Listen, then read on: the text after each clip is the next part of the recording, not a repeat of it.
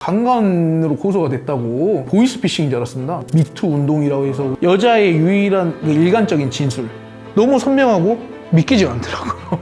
네, 위로와 용기를 많이 북돋아 주셨습니다. 안녕하세요. 소프리 짬뽕 알뜰 세트입니다. 오늘은 당신은 성폭행범입니다의 저자이자 억울하게 옥살이를 하셨던 이범석 씨를 모셔서 같이 인터뷰하는 시간을 가져보도록 할 텐데요. 여기 오늘 이범석 씨 나오셨습니다. 당신은 성폭행범입니다. 저자 이범석입니다. 예, 잘 부탁드리겠습니다. 강간범으로 몰리셨잖아요. 예, 맞습니다. 그 전에는 어떤 삶을 사셨었는지. 그냥 보통 평범한 이렇게 직장을 다니면서 영업직을 하였습니다. 그래서 영업직의 이제 특성상 많은 사람들을 만나고 유대관계를 가지면서 잘 지내는 그런 평범한 직장인이었습니다. 강간범으로 몰렸던 2015년 이야기를 좀 해보려고 하는데요. 예.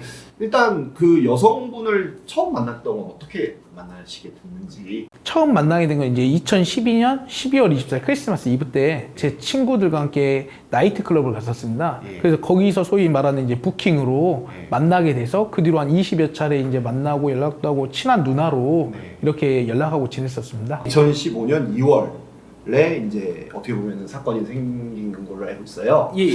그날 어떤 일이 있었는지. 저랑 이제 제가 아는 그 형님들 두 분이랑 그 피해 호소인 여성분이랑 총 4명이서 강주 상무지구라는 이제 번화가에서 같이 술자리를 했습니다. 그날 보면 이제 1차, 2차 술을 먹고 4명이서 다 같이 함께 술집에서 나와서 이제 제가 아시는 두 분은 택시를 타고 가셨고 그 피해 호소인 여성분이랑 저랑 이제 같이 걸어가면서 택시를 잡아주다 아니면 제 차로 가든지 이렇게 하기로 해서 갔는데 갑자기 계속 저한테 술을 더 먹자고 하는 겁니다. 근데 이제 그때 당시 시간도 12시가 넘은 걸로 제가 알고 있고 그다음 제가 그 다음날 아침 출근을 해야 되기 때문에 그만 먹고 그냥 가자. 되돌 가자 그러니까 계속 제 팔을 잡고 술을 더 먹자 해서 저는 이제 그것도 이제 솔직히 좀 짜증도 나고 거의 자꾸 이렇게 막 늘어진 거네요. 땡겼죠. 막 솔직하자고. 이제 뿌리쳤는데 높은 하이를 신고 있어서 이제 균형을 잃어서 넘어지려고 하는데 넘어지려는 찰나에 이제 철조망 같은 걸 잡았는데 그 철조망 잡으면서 자기가 안 넘어지려고 버티다 보니까 그 철조망에 손바닥이 긁히면서 피가 탁 나오더라고요. 피를 닦고 보니까 상처가 좀 깊어서 안 되겠다, 응급실을 가자. 그래서 이제 근처에 있는 그 준종합병원 상무병원에 가서 응급실 치료를 받게 됐습니다. 거기서 이제 응급치료를 받을 때 이제 전문의가 아니기 때문에 이게 좀 상처가 좀 깊어 보이기 때문에 초진 진료를 받아라. 나오고 나서 이제 집이 서로 반대 방향이었습니다.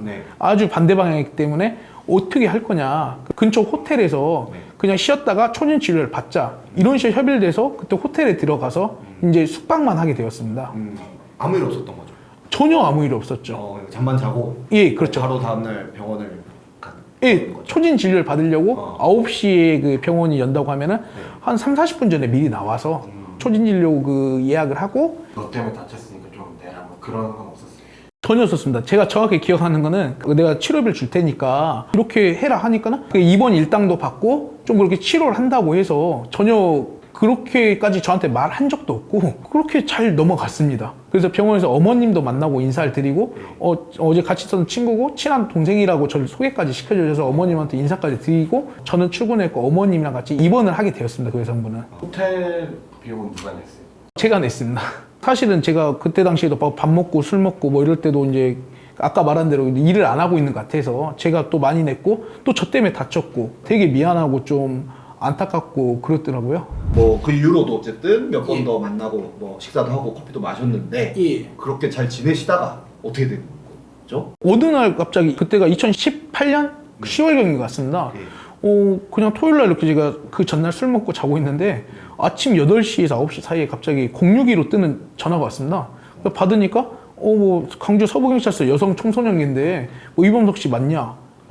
피의자로 뭐 조사를 받으러 오라고 해서 아니 무슨 말이냐니까 뭐 강간으로 고소가 됐다고 해서 처음에 저는 뭐 보이스피싱인 줄 알았습니다. 근데 갑자기 그 여성 피해 호소인 이름을 말하니까 이게 무슨 일이지? 저랑 전혀 성관계 자체를 한 적이 없는데 그렇게 생각을 하고 우선 끊고 나서 이제 사태 파악을 해보니까 그때 당시 TV를 틀면 뭐 미투 운동이라고 해서 그렇게 되고 뭐 유명 연예인들이 뭐 오래된 얘기로도 뭐 이렇게 되고 그때 당시 뭐 차기 대선 주자이신 분도 막 그거에 연루돼서 뭐 재판을 받고 이렇게 한참 시끄러운 상태에서 이게 별일이 아닌가? 이게 심각한 일인가? 라고 생각해서 이제 조사 받은 날짜가 잡혀지고 하니까 그때부터 이제 이게 심각함을 사람이 느꼈습니다. 좀 무서워지겠네요. 네, 되게 무섭습니다. 그렇죠. 내가 예. 잘못한 것도 아닌데. 예. 그러면서도 어쨌든 내가 잘못한 건 없으니까 뭐 별일 예. 없겠지라는 생각으로 또 좀 임하셨을 수도 있으셨겠어요. 당연히 그렇게 했습니다. 예. 그리고 저는 신기한 게 네. 고소가 되고 나서 그 다음 날인가 저한테 카톡으로 연락이 오더라고요. 그 여자애한테. 그래갖고 갑자기 막 오랜만에 연락해서 막 욕을 하는 거예요. 좀 약간 막 저한테 뭐 잘못을 뭐 사과할래 뭐 이런 식으로. 되게 뜬금없지 않습니까? 네. 예, 한 3년. 전혀 그 전까지 그런 게 없다가. 전혀 없었습니다. 오. 예. 근데 갑자기 연락갖고 뭐 추궁하듯이. 제가 그냥 간단히 말씀드립니다. 너 이런 짓이나 하고, 너 없는 일을 이렇게 꾸미고, 너 무고죄까지 가고 하라고. 예. 뭐 그렇게 갑자기 여자가 돌변했고 예. 조사를 받으러 가셨겠어요. 처음에 이제 경찰서에 갔을 때는 예. 폭행치상이랑 강간 두 가지로 이렇게 혐의가 됐더라고요. 그리고 폭행치상 같은 경우는 어찌 됐든 간에 손바닥이 저 때문에 다쳤기 때문에 저는 그럴 수도 있다고 생각했습니다. 근데 강간이랑 같은 경우는 뭐 전혀 아까 말씀드린 성관계를 한 자체가 없기 때문에 뭐 증거도 없고 그래도 있는 사실 그대로 이렇게 진술을 하고 왔거든요. 네. 그랬는데 재판에 가서 결국 2년 6개월형을 받았어요. 예. 그 과정에서의 억울함이랄까요? 뭐 이런 것들이 굉장히 많았을 것 같은데 뭐 예. 그 재판 과정은 어땠나요? 재판 과정은 좀 더 심도 있게 면밀하게 이렇게 볼 거라 생각도 하고 증인들도 출석을 다 해주고 1심 때도 4명이라는 증인이 섰거든요. 그 다음에도 자기가 강간당한 이후에 저를 수신자들 본 적이 없다고 했는데 그 뒤로 본 증인들도 3명이 있었기 때문에 잘 될 거라 생각하고 진실 밝혀질 거라고 생각하고 재판을 받았습니다. 1심 때 유죄를 받게 된 그 결정적인 뭐가 있나요? 어떤 증언이랄지 뭐. 1심 때 이제 결정적인 이제 증거로 봤을 때는 여자의 유일한 그 일관적인 진술 그리고 두 번째는 뭐냐면은 왜 3년 8개월이 지나서 고소를 하게 되었냐 이게 핵심이었거든요. 저는 몰랐습니다. 그 여자가 결혼을 했는지 이혼을 했는지. 근데 3년 8개월 뒤에 고소를 한 핵심적인 이유가 그때 당시 이혼 소송으로 인해서 아이 양육권을 가져오기 때문에 다른 남자한테 뭐 이렇게 호텔에서 뭐 숙박을 하거나 이런 일이 있었으면 자기한테 양육권이나 이혼 소송에 불리하기 때문에 말을 안 했다. 그래서 참고 있다가 이제 해결이 돼서 이거를 말을 하였다라고 이렇게 말을 하였습니다. 가장 재판 때 중요하게 거기서 여기는 거는 여성의 진술이었던 건가요? 예, 유일한 증거가 진술이기 때문에 그 저희 변론하고 그쪽 변론하고 아예 그 충돌을 했습니다. 아예 틀리기 때문에. 그래서 저희 이제 그 말을 들은 것 같긴 한데 막상 판결문에서는 이게 전혀 안 믿었던 거였죠. 여성 쪽의 말만 믿고 판결을 예. 내렸던 거네요. 예. 2년 6개월이라는. 예, 맞습니다. 아, 그게 사실이었나요?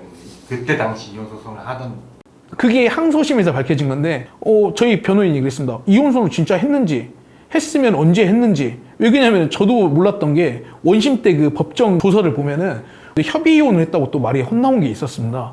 항소심 변호인이 캐처를 해서 아니 이 원심에 협의 이혼을 했다고 했는데 한번 직접 언제 했는지 한번 봐보자. 그리고 그 증거 조사를 합니다. 근데 저한테 뭐 강간을 당했다는 게 2015년 2월 달이라고 하지 않습니까? 근데 1년 1개월인가 3개월 전에 이미 이혼 소송이 끝났고 그것도 협의하에 양육권도 남편한테 준 걸로 결정이 났습니다. 그게 되게 결정적인 증거인데 예. 1심 때는 전혀 의심을 못한 거잖아요. 되게 웃겼던 게 이제 항소심 재판인데 이제 퇴정을 해라. 다음 재판 날짜 잡았습니다. 그리고 저는 이제 퇴장을 하고 있는 사이에 갑자기 저희 변호인이 근데 이혼 소송 그건 나왔습니까? 라고 판사한테 물어봅니다. 갑자기 주심 판사가 그럽니다. 예, 나왔습니다. 그 전에 이혼했던데요. 그 말을 하길래 저는 퇴장하고 있는 사이에 이제 그 말을 듣는데 이게 무슨 말이지? 뭐지? 이거 꿈인가? 막 이런 이상한 생각이 다 들었습니다. 정말. 그 바로 법정 구속되셨어요? 예, 바로 됐습니다. 재판 선고 날짜 잡히지 않습니까? 네. 선고 날짜 잡혀서 이제 그 친구들이랑 저희 한 10몇 명 정도, 20명 가까이 모여서 범사가 다 잘 끝났으니까 삼겹살이나 먹자 했는데 거기서 제가 구속이 돼버렸습니다. 갑자기 뭐 이제 주문해갖고 뭐 막 읽는데 이상한 거예요. 저는 뭐 당연히 정의가 밝혀질, 진실 밝힐 거였는데 말을 하면 할수록 제가 죄인이고 쓰레기인 걸 딱 느낌이 드는 겁니다. 그러다 마지막 판결 피고인 징역 2년 6개월에 처한다. 그리고 성교육 뭐 몇 시간, 갑자기 뭐 신상정보 공개 몇 년 이렇게 때리는데 신상정보 공개에서 저는 진짜 너무 충격을 먹었습니다. 그 한 20분 정도 이렇게 교도소로 가는 내내 정말 멍하고 아무 생각도 안 들고 그랬습니다. 처음엔 너무 억울하기도 하고 좀 저도 약간 대담한 편이고 제가 좀 강인하다고 생각했는데 교도소에 처음 와보니까 너무 나가고 싶고 막 너무 좁은 공간에서 막 공황장애처럼 이렇게 오려고 하고 너무 눈물만 나고 진짜 막 정말 미친 줄 알았습니다. 들어가셔서의 생활은 어떠셨나요? 처음에는 들어가면은 우선 옷을 줍니다. 뭐 수영복이라든지 뭐 고무신이라든지 이런 걸 주고 갈아입으라고 하면서 갈아입고 나서 면담을 할 때 가장 먼저 하는 말이 이 들어왔을 때 누구한테 연락을 해줘야 되냐. 그 말을 하는데 저는 사실 이제 가족은 아버지랑 저밖에 없습니다. 어머님이 6살 때 돌아가셔서. 근데 아버지한테는 저 재판을 받는다 뭐 한단 말을 안 했기 때문에 제일 친한 친구 정강훈이라는 친구한테 좀 연락을 해달라고 하고 그 다음에 이제 독방에 이렇게 6개월 정도를 예. 뭐 어떤 생각으로 좀 이렇게 버티셨나요? 진짜 저는 교도소에 있으면 계속 눈물이 많이 났습니다. 특히 하루에 꼭 2번 울었습니다. 적견 올 때랑 편지 올 때.